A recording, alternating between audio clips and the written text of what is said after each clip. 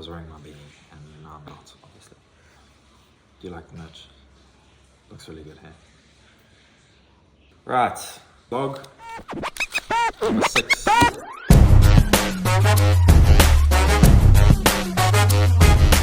Intensity. Intensity is basically a perception of how a set feels, or how a specific rep feels in terms of like powerlifting, because obviously powerlifters do like 1 rep. Intensity basically allows us to determine whether we are pushing hard enough, or we can push hard enough, or increase the weight or increase the volume within a set. In this way, it allows us to constantly progress. So the more intense a set or couple of reps is, the more stimulus we give to the muscle, so therefore the more muscle we're going to end up building. It basically allows us to overload and keep progressing, which is why it's always important to keep intensity into your training. Even if you're a powerlifter, you can still keep the intensity up by doing slightly heavier weights, maybe 1 or 2 extra reps, depending on the program that you're on. Obviously, you don't want to do too many reps and screw up your linear progression, if obviously you're doing a linear progression program. But keeping the intensity there is always going to make sure that you're constantly progressing and moving more weight for more reps each week. There's something obviously called high intensity interval training. That's more to do with decreasing the rest periods in between each set of exercises that you do, or even doing a circuit where you do one exercise, you wait 20 seconds, and you do another exercise, you wait 20 seconds, you do another exercise. So it's basically perceived as more intense because you're having less recovery time, so that you aren't able to actually obviously recover from the previous set that you just did. And it's similar to cluster sets in that it increases the blood flow while decreasing the amount of oxygen that your system is actually getting, so it is perceived as more difficult. In that way you can obviously increase intensity.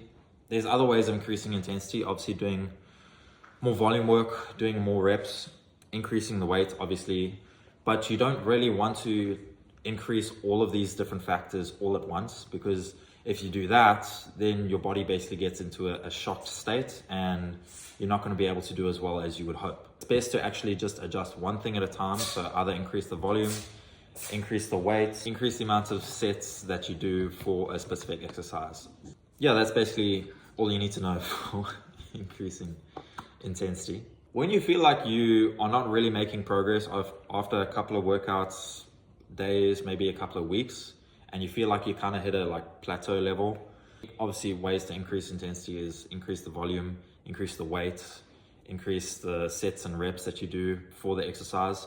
Obviously, depending on what your goals are, you don't want to increase one aspect of the training too much. So if you're more of a powerlifter, that's why you'll increase the weight as a powerlifter, so you don't have to increase the reps, but you're still gaining your strength, and that's going to lead on to your progress for what you want. If you're a bodybuilder, what you would do, you could increase the weight, yes, and keep the reps the same. But if you were to maybe keep the weight the same and increase the reps, you would probably find your body would actually sculpt itself better for what you want. So your shoulders, if you're doing like shoulder presses, just do a couple more reps, it gets more blood into the muscle, so it actually expands the muscle more. You get more of a pump. Sylvester. Boy. Cats, bro. So increasing the reps as a bodybuilder would probably be the best way to increase the intensity in your workouts. As a powerlifter, as a strength athlete, probably increasing the weight, small increments would help a lot. How much is too much? I think I mentioned this in the previous blog. You can never do too much work. You can, however, under recover. So under recovery obviously means not getting enough sleep, not resting enough, getting some downtime, not getting enough nutrients into your system, not getting enough macros into your system, if you're not eating enough protein, if you're not eating enough carbs, because carbs obviously is glycogen forced into the muscle, allows your muscle to do more work.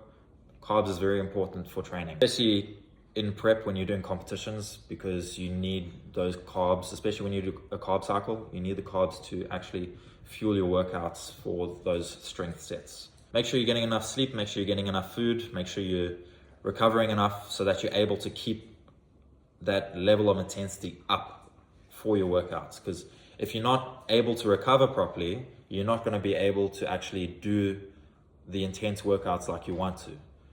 So you're going to have to drop either the amount of days that you train so that you can recover more, or you're going to have to get enough sleep, enough nutrition. But obviously, depending on what you work and if you go to school, your school schedule that can obviously also affect the way that you train. What is overtraining?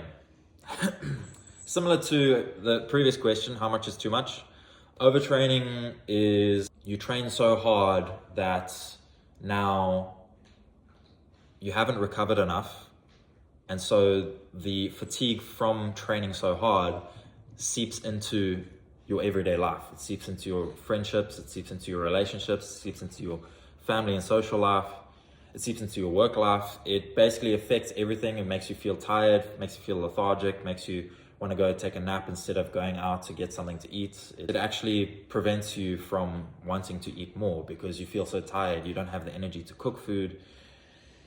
There's a lot. So overtraining is a bad thing, but I would rather change the term of overtraining again to under recovering. So make sure you get enough nutrients so that your body can fuel itself, so you can keep that intense level of training up there. And that way, obviously, your body will adapt to that and your physique will change significantly if you can keep it at that level.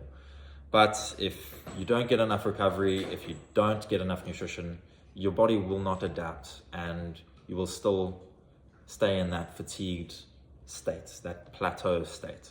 That's why people plateau, because plateauing is basically overtraining, which is basically under recovering.